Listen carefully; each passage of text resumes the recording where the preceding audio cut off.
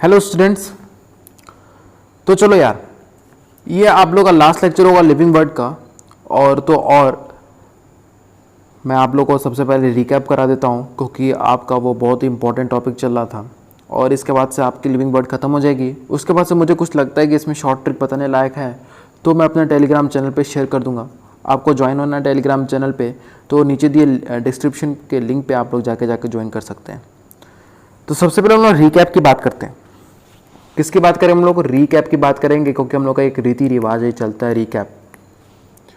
तो रिकैप में हमने ये देखा था कि क्लासिफिकेशन की बात करोगे तो कोई एक आपका सिंगल स्टेप प्रोसेस नहीं होता है। क्लासिफिकेशन को एक सिंगल स्टेप प्रोसेस नहीं है, उसमें आपके कई सारे प्रोसेस के इन्वॉल्वमेंट हैं और हर एक आपका प्रोसेस हर एक कैटेगरी को डिफाइन करता है, और जितनी भी कैटेगरी है उन्हें हम मिला के क्या कहते हैं? टेक्सोनॉमिकल हायरार्की कहते हैं। क्या कहते हैं उन्हें?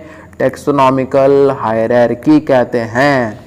और आगे हमने ये बात की थी कि जो आपके टेक्सोनॉमिकल कैटेगरीज हैं वो आपकी मॉर्फोलॉजी की पे ही डिपेंड नहीं करती हैं, बल्कि उनके कैरेक्टर्स पे भी डिपेंड करती हैं। क्या मैंने बोल दिया? ये आपके मॉर्फोलॉजी पे ही सारी की सारी कैटेगरीज डिपेंड नहीं करेंगी, आपके उनके कैरेक्टर के भी, उस ऑर्गेनिज्म के कैरेक्टर के भी डिपेंड करेंगी ये सब।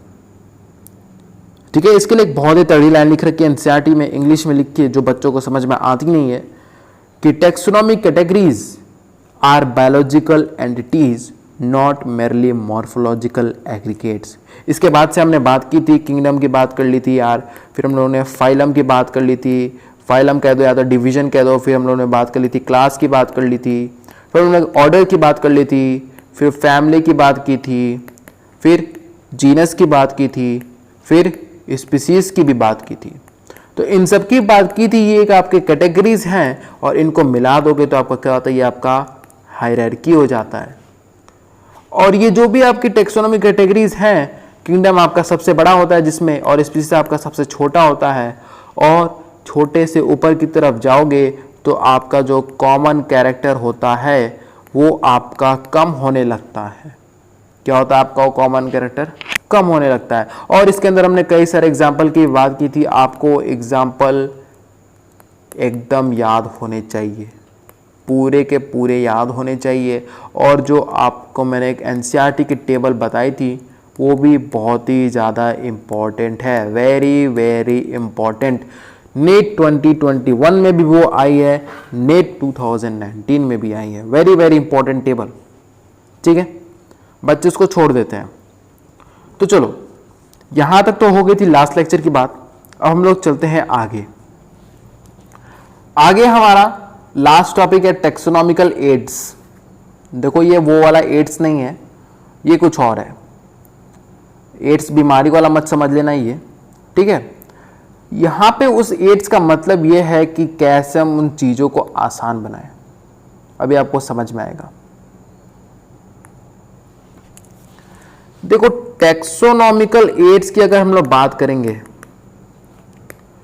तो टेक्सोनॉमिकल एड्स क्या होता है? आपका एक जरिया है जिससे आप बहुत ही आसानी से स्पीसीज को, उनके कैरेक्टर्स के बारे में, उनकी खूबी के बारे में आप अच्छे से पहचान सकते हैं, या आप उन्हें देख भी सकते हैं। ठीक है, और वो आपका उन एनिमल की स्टडीज करने में बहुत ही आपकी हेल्प करते हैं। इसी को हम लोग क्या कहते हैं? टेक्सोनॉमिकल एड्स कहते हैं। ठीक है, सबसे पहले इसमें आपका टेक्सोनॉमिकल एड्स आता है, आपका हर्बेरियम आता है।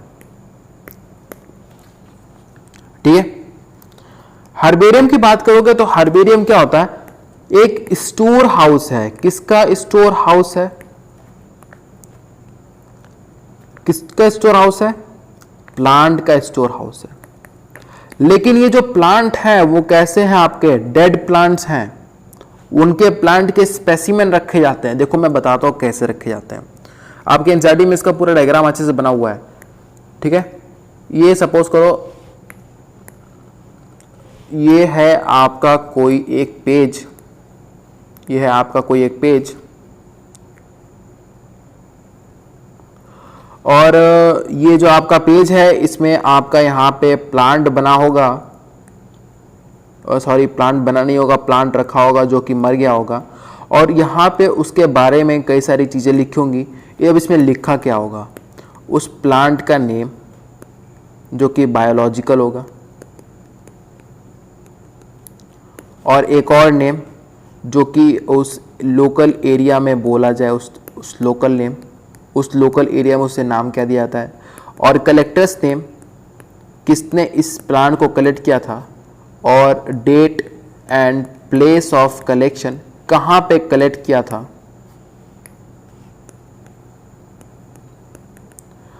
और इसमें आपको कई सारी चीज़ें, कई सारी जानकारी प्लांट्स के बारे में मिल जाती है।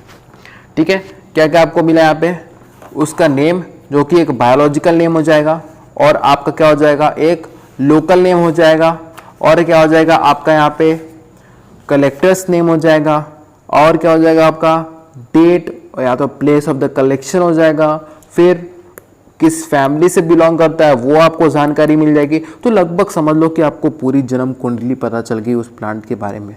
ठीक है, तो अब आपको ये नहीं रटना है कि पूरा ये अच्छे से बाकायदा, जितना आपको याद रहे उतना ही सही है। ठीक है, अब कंपलसरी नहीं है लेकिन ठीक है। तो क्या क्या मैंने बताया, इसमें आपको फैमिली देखने को मिल जाती है, name, biological name, local name, collector's name, और date and the place of the collection. इतनी चीज़ें आपको उसमें हर्बेरियम में देखने को मिल जाती हैं। तो ये जो आपका हर्बेरियम होता है ना, इसमें आपका क्या होता है, पहले इन प्लांट को क्या होता है, ड्राइड किया जाता है, फिर इन्हें प्रेस्ड किया जाता है। क्या कहता है आपका, प्रेस्ड किया जाता है। प्रेस्ड कैसे किया जाता है कि सपोज करो ये आपका एक पन्नी है और इस पर आपका यहाँ पे एक प्लांट रख दिया जाएगा, और इस प्लांट के ऊपर फिर से एक पन्नी को दबा दिया जाएगा। देखो ऐसे है, ये आपकी पन्नी दे रखी है और यहाँ पे ये आपका सपोज करो यहाँ पे ये प्लांट है, तो क्या होगा कि ये आपका एक प्लांट दे रखा है और फिर क्या किया जाएगा, इधर इसको ऐसे प्रेस कर दिया जाएगा, और ये जो भी आपका प्रेस होगा ये ट्रांसपेरेंट पन्नी से होगा। किससे होगा, आपके ट्रांसपेरेंट पन्नी से होगा। और आपको समझ में आ गया, प्रेस समझ में आ गया।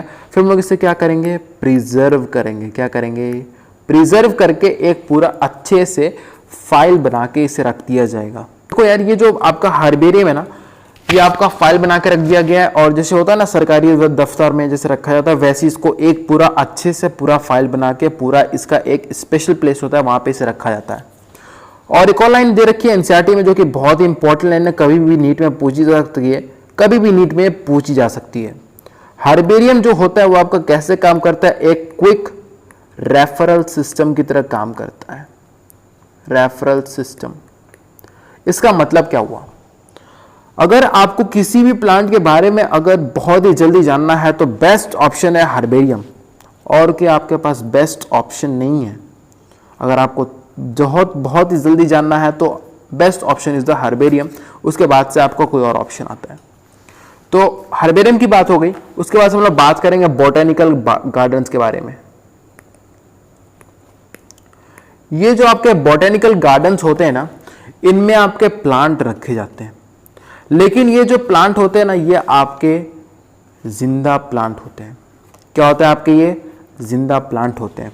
और जो भी बोटेनिकल गार्डन में प्लांट रखे जाते हैं उनके नेम, ऑब्वियसली जो भी नेम आपके साइंटिफिक नेम होंगे यहाँ पे, और इनकी फैमिली, इसके बारे में लिखा जाता है, इस प्लांट के बारे में बोटेनिकल गार्डन्स में। और आपके कुछ एग्जांपल दे रखे हैं एनसीईआरटी में, जैसे कि क्यू इंग्लैंड में फेमस बोटेनिकल गार्डन है, और एक botanical garden national botanical research institute, जो कि कहाँ है आपका, हावड़ा, इंडिया। और एक और दे रखा है आपका, sorry, national botanical research institute आपका लखनऊ में है, और एक है आपका इंडियन बोटेनिकल गार्डन जो कि है आपका हावड़ा में। ये आपके 3 नाम दे रखे हैं एनसीईआरटी में। एक क्यू बोटेनिकल गार्डन जो कि सबसे बड़ा बोटेनिकल गार्डन है पूरे वर्ल्ड का, क्यू, और फिर कुछ आपके इंडिया के बॉटेनिकल गार्डन्स के नाम, जैसे कि आपका नेशनल बॉटेनिकल रिसर्च इंस्टीट्यूट जो कि आपका लखनऊ में है, और आपका इंडियन बॉटेनिकल गार्डन जो कि आपका हावड़ा में है। देखो यार, इसकी कुछ ट्रिक्स मैंने बनाई हैं जिससे हम लोग कन्फ्यूज़ किस में होंगे। ऑब्वियसली यार कन्फ्यूज़ होंगे हम लोग इंडियन बॉटेनिकल गार्डन और नेशनल बॉटेनिकल गार्डन में। कन्फ्यूज़ क्या होगे कि कौन सा लखनऊ था और कौन सा हावड़ा था। तो इसके लिए मैंने ट्रिक बनाई है। अब आपको ट्रिक्स याद होती है कि नहीं याद होती, मैं आपको ट्रिक बता देता हूँ। जैसे लखनऊ, देखो लखनऊ ज़्यादा फेमस है, और सबसे बड़ी चीज़ क्या होती है, पहले नेशन होती है, फिर कोई और दूसरी देश होती है। नेशन समझो कि एक पूरी दुनिया हो गई, उसके बाद से कोई एक देश के बारे में बात करेंगे। अरे पूरी दुनिया की इज्जत ज़्यादा है एक देश से, ठीक है। तो पूरी नेशनल बड़ी चीज़ है, और लखनऊ भी आपका एक बड़ा शहर है। तो नेशनल बॉटेनिकल रिसर्च इंस्टीट्यूट क्या हो गया, एक बड़ी चीज़ है तो बड़े शहर के साथ जाएगी। और एक इंडियन बॉटेनिकल गार्डन, एक देश की बात हो रही है तो ठीक है वो छोटे के साथ जाएगी, हावड़ा में चल गया। लखनऊ आपका बड़ा शहर है, लोग जानते भी इसे, और नेशनल एक बड़ी चीज़ है, देश से बड़ा होता है वो, और इंडिया एक देश है। थोड़ा आपको समझ में आया होगा, को रिलेट करोगे तो ईजिली आपका हो जाएगा ये। इसी के साथ आपका बॉटेनिकल गार्डन भी खत्म होता है। इसके बाद से हम लोग बात करेंगे म्यूजियम के बारे में बात करेंगे। देखो यार म्यूजियम तो आप लोग भी गए होंगे, ठीक है। म्यूजियम कौन नहीं गया है, तो इसीलिए एनसीईआरटी में लिखा हुआ है कि म्यूजियम जो होते हैं वो किसी स्कूल या कॉलेज के आसपास बनाए जाते हैं। किस पर्पस के लिए, एजुकेशनल पर्पस के लिए। वो तो हम लोग को पता ही है कितना हम लोग एजुकेशन ले लेते हैं म्यूजियम से, ठीक है। चलो, एजुकेशनल पर्पस के लिए बनाए जाते हैं, एनसीईआरटी में लिखा भैया। और यहाँ पे अगर हम लोग इंसेट को रखना है तो क्या करेंगे, पूरी प्रोसेस दे रखी है, कलेक्टिंग, एकदम ये आपको सीरियल वाइज याद होना चाहिए, कलेक्टिंग, फिर उसे हम लोग किलिंग, मार देते हैं उस इंसेक्ट को, फिर पिनिंग, उससे हम लोग पिन करके उसके शरीर को पूरा पिन से दबा के फिर हम लोग म्यूजियम में रख देते हैं। लेकिन सपोज करो अगर आपको किसी को लार्ज एनिमल को रखना है म्यूजियम में यार, तो अगर आप लार्ज एनिमल की बात करोगे तो यार वो बदबू करने लगेगा, उसमें से गंदी सी एक स्मेल आने लगेगी, ठीक है। तो उस स्मेल को छुपाने के लिए हम लोग किसका इस्तेमाल करते हैं, कुछ एनसीईआरटी में दे रखा है कि हम लोग किसी प्रिजर्वेटिव का इस्तेमाल करते हैं। प्रिजर्वेटिव का कोई एक प्रिजर्वेटिव केमिकल है, उसका हम लोग इस्तेमाल करते हैं। मैं आपको बता दूं कि यार प्रिजर्वेटिव केमिकल क्या होता है, आपका फॉर्मेलिन होता है। नाम नहीं दे रखा है एनसीईआरटी में, लेकिन मैं बता देता हूँ, क्या पता कभी पूछ दे, क्योंकि प्रिजर्वेटिव बोल रखा है आपका, प्रिजर्वेटिव केमिकल, तो पूछ भी सकता है। फॉर्मेलिन, ठीक है, फॉर्मेलिन उसका नाम होता है। तो अगर आपको इंसेक्ट को रखना है तो कलेक्टिंग करोगे, किलिंग करोगे, फिर पिनिंग करोगे। फिर लार्ज एनिमल जैसे किसी बर्ड्स को रखना है, किसी मैमल को रखना है, तो आपको उन्हें प्रिजर्व करना पड़ेगा ताकि वो मर गए हैं तो उनमें से बदबू ना आए, तो आप फॉर्मेलिन का यूज़ करते हो। और आप देखते हो कि म्यूजियम में आपके स्केलेटन्स भी पाए जाते हैं, जैसे हम लोग देखे ना मूवी में डायनासोर के स्केलेटन्स पाए जाते हैं, ठीक वैसे ही। चलो ये तो बात हो गई। अब हम लोग बात करते हैं जूलॉजिकल पार्क्स के बारे में। देखो यार जूलॉजिकल पार्क्स क्या ही कहना, लगभग सभी लोग गए होंगे, ठीक है। जूलॉजिकल पार्क्स जिसे हम लोग जू भी कहते हैं। और एनसीईआरटी में लाइन लिखी है कि जू में बच्चों को जाना बहुत ही ज़्यादा पसंद है। जू में बच्चों को जाना बहुत ही ज़्यादा पसंद है। और जू हम लोग एक सबसे इम्पोर्टेंट लाइन लिखी है एनसीईआरटी में जू के लिए कि जू हम लोग बनाए किस लिए। ठीक है, आप लोग कहोगे यार प्रिजर्व करने के लिए, इन एनिमल्स को प्रिजर्व करने के लिए बनाया गया, ये तो ठीक है, पर इस जू से हमें फ़ायदा भी तो है। हम उन एनिमल्स के बिहेवियर के बारे में जान सकते हैं, और तो और उनके ईटिंग स्टाइल को भी पहचान सकते हैं। क्या करते हैं, उनके बिहेवियर के बारे में जान सकते हैं, उनकी ईटिंग स्टाइल यानी कि फूड हैबिटेट्स के बारे में हम लोग इस जू से ही जानते हैं कि हाँ ये मांसाहारी शाकाहारी और क्या ये खाता है, और शाकाहारी भी है तो कौन सा प्लांट इसे पसंद है, ठीक है। ये सारी चीज़ें हम लोग जान सकते हैं, और तो और हम लोग यहाँ पे बिहेवियर भी उसका देख सकते हैं। एक लास्ट आपका टेक्सोनॉमिकल एड्स जो कि दे रखा है एनसीईआरटी में, सॉरी लास्ट नहीं है लेकिन हेडिंग के तौर पे लास्ट है, की। देखो की क्या होता है, बहुत ही इसमें इंपॉर्टेंट लाइन लिखी है, पहले उन लाइन को मैं आप लोग लिख लो तो ज़्यादा अच्छा रहेगा। कि जो होता है उसका नेचर की बात करोगे तो एनालिटिकल नेचर होता है इसका। और जनरली इसमें हम लोग सिंगल की बात करेंगे तो ये जो आपका होता है लेड होता है। अगर हम लोग ग्रुप की बात करेंगे, अगर दो की एक साथ बात करोगे तो उसे हम लोग क्या कहेंगे, कपलेट कहेंगे। ठीक है, चलो अब मैं आपको ये पूरा अच्छे समझाता हूं। देखो की क्या है ना, सपोज करो कोई एक ऑर्गेनिज्म है, ये कोई आपका एक ऑर्गेनिज्म दे रखा है और इसके बारे में आपको बताना है कि जैसे ये है वेजिटेरियन और ये है एक नॉन वेज। तो देखो होने वाला तो इनमें से एक ही चीज है, या तो वेजिटेरियन होगा या तो आपका नॉन वेज होगा। तो इन दोनों में से कोई एक ही चीज सही होने वाली है। ठीक है, और वेजिटेरियन को और नॉन वेजिटेरियन को अलग अलग कहोगे तो क्या कहोगे, आपका लेड कहोगे। क्या कहोगे आपका यहाँ पे, इसे लेड कहोगे। देखो अलग अलग की बात करोगे तो इसे हम लोग लेड कह रहे हैं। अगर हम लोग ग्रुप की बात करेंगे, अगर इन्हीं को हम लोग को साथ में बात करनी है तो हम लोग क्या कहेंगे, आपका कपलेट कहेंगे। और एक अलग अलग वेजिटेटिव की अलग बात करो तो क्या कहेंगे, लेड कहेंगे। अब देखो इनमें तो आपका ठीक है, चलो हमने बात कर ली कि आपका वेजिटेटिव है कि नॉन वेजिटेटिव है। इसमें से आपका कोई एक सही होगा। सपोज करो वेजिटेटिव सही है, नॉन वेजिटेटिव गलत है, कि वो नॉन वेज नहीं है, वो वेजिटेटिव है। ठीक है, तो चलो यानी कि कोई एक सही है। तो इस समय ये पता चला कि ये जो की है उसका जो नेचर होता है एनालिटिकल होता है, यानी कि आप उसके बारे में पहले जांच पड़ताल करो। क्या करो, जांच पड़ताल करनी पड़ेगी तभी पता चलेगा। तो इसका नेचर क्या होता है, एनालिटिकल होता है। अरे बिना अगर आप टेस्टिंग किए आप तो थोड़ी ना बता सकते कि वो वेजिटेटिव है कि नॉन वेजिटेटिव है। पहले आपको पूरी टेस्टिंग करनी पड़ेगी। तो इसका जो नेचर हो गया आपका कैसा हो गया, एनालिटिकल इन द नेचर हो गया।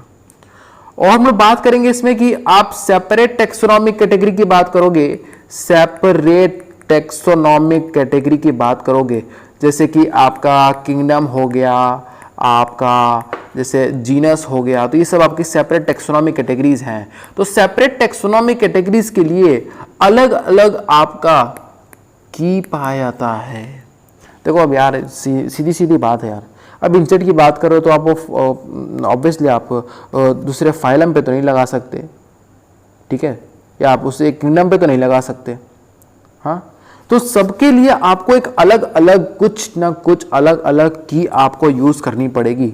यानी कि separate taxonomic keys are required for separate taxonomic categories. आपको समझ में भी आ गया, एनालिटिकल नेचर है। अलग कहोगे तो हम लोग इसे लेड कहेंगे, और साथ में कहेंगे तो क्या कहेंगे, कपलेट कहेंगे। और अलग अलग के लिए अलग अलग की रिक्वायरमेंट होगी, अलग अलग कैटेगरी के लिए अलग अलग की रिक्वायरमेंट होगी। ठीक है, ये था आपका एक इंपॉर्टेंट टॉपिक। और इसके बाद से एक लास्ट कुछ बचते हैं आपके टर्म्स। हम लोग बात करेंगे मैनुअल्स। क्या बोले, मैनुअल्स। अभी जो मैनुअल्स होते हैं ना, ये क्या होते हैं अभी बात करते हैं। फिर हम लोग बात करेंगे फ्लोरा की भी बात करेंगे, फिर मोनोग्राफ की भी बात करेंगे, और एक आपका होता है कैटलॉग। चलो सबसे पहले हम मैनुअल्स की बात करते हैं।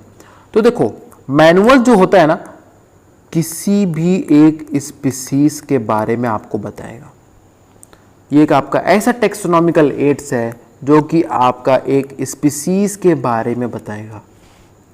और वेरी इंपॉर्टेंट मैनुअल्स जो कि आपका स्पीसीज के बारे में बता रहा है। ऐसा मैं क्यों बोल रहा हूँ इंपॉर्टेंट है, क्योंकि बच्चे कंफ्यूज होते हैं मैनुअल्स को लेकर और मोनोग्राफ को लेकर कि कौन सा स्पीसीज के बारे में बता रहा है, कौन सा नहीं बता रहा है। तो आपको कंफ्यूज नहीं होना है। जो आपका मैनुअल्स होते हैं वो स्पीसीज के बारे में बताते हैं, और जो आपके मोनोग्राफ होते हैं वो क्या करते हैं, किसी एक टेक्सॉन के बारे में बताते हैं। टेक्सॉन क्या होता है, आपका रैंक हो गया। क्या हो गया आपका टेक्सॉन, टेक्सॉन भैया आपका रैंक हो गया, या क्या हो गया आपका कैटेगरी हो गया। रैंक हो गया तो कैटेगरी हो गया।